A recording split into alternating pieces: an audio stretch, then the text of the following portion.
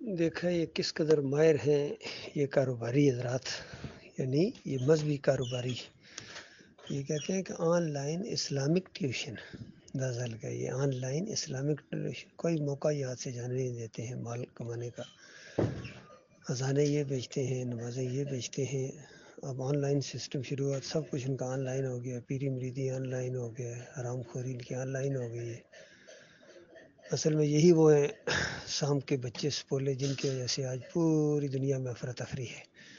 اگر یہ حق بات بیان کرتے، ایمان عقیدے کی بات بیان کرتے، تو کتنے لوگ تھے جو ایمان کی طرف آ جاتے اور اللہ کی اس طرح ناراضگی عام پبلک کے اوپر نہ پھر جاتی. اللہ کے غضب کی نگاہ پھر رہی ہے کیونکہ انہوں نے دین کو تماشا بنایا ہوا، کھیل تماشا بنایا ہوا ہے اور ایمان عقیدے کی بات نہ کرتے نہ کرنے دیتے ہیں. سب سے زیادہ ان کے نزدیک اگر کوئی غیر ضروری بات ہے تو وہ ایمان عقیدہ ہے، توحید ہے، اللہ کے ساتھ ایک تعلق ہے، اس کو نہیں برداشت کر سکتے ہیں.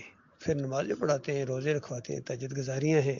جماعت کے ساتھ نماز پڑھو 27 گنا ملے گا. یہ آگے جاؤ گے تو تمہیں پتہ چلے گا 27 گنا کتنا تمہیں ملے گا. یہ 27 گنا مومنوں کے لیے ہے، مخلص مومنوں کے لیے. جتنی چیزیں مخلص مومنوں کے لیے بیان کی گئی تھیں صحابہ کرام کے دور کے اندر، وہ ساری اپنے اوپر فٹ کر رہے ہیں. شرک اور کفر کے دائی بنے ہوئے ہیں اور اپنے اوپر فٹ کر رہے ہیں، بالکل اسی طرح جیسا یہود و نصارہ اپنے آپ کو منسوب کرتے ہیں. کوئی سلمان علیہ السلام کے ساتھ، کوئی داؤد علیہ السلام کے ساتھ، کوئی موسیٰ علیہ السلام کے ساتھ اور کوئی عیسیٰ علیہ السلام کے ساتھ، لیکن ان کے عقیدے کے یہ دشمن ہیں.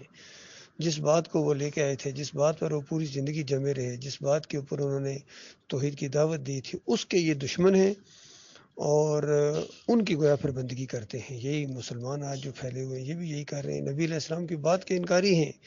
چاہے نبی علیہ السلام نے فرمایا قبروں کو کچا رکھو، اس پر گنبد نہ بنے، مزار نہ بنے، لیکن یہ نہیں مانیں گے. نبی علیہ السلام نے فرمایا اقرأ القرآن ولا تأکلوا بہ، قرآن پڑھو پڑھاؤ لیکن اس کو ٹیوشن نہ بنانا، یعنی پیٹ کا ذریعہ نہ بنا لینا. تو اس کو بھی یہ نہیں مانتے ہیں. نبی علیہ السلام نے فرمایا فرقہ بندی بھی نہ کرنا، وہ ان کا تو علیحدہ علیحدہ پہچان بن گئی ہے فرقہ بندی. تو یہ حال ہے ان کا پوری دنیا کے اندر جو ان کی ترکت بنی ہوئی ہے انہی مولویوں اور پیروں کی وجہ سے. اللہ تعالیٰ ان کے فریب سے انسانیت کو بچائے. آمین یا رب العالمین.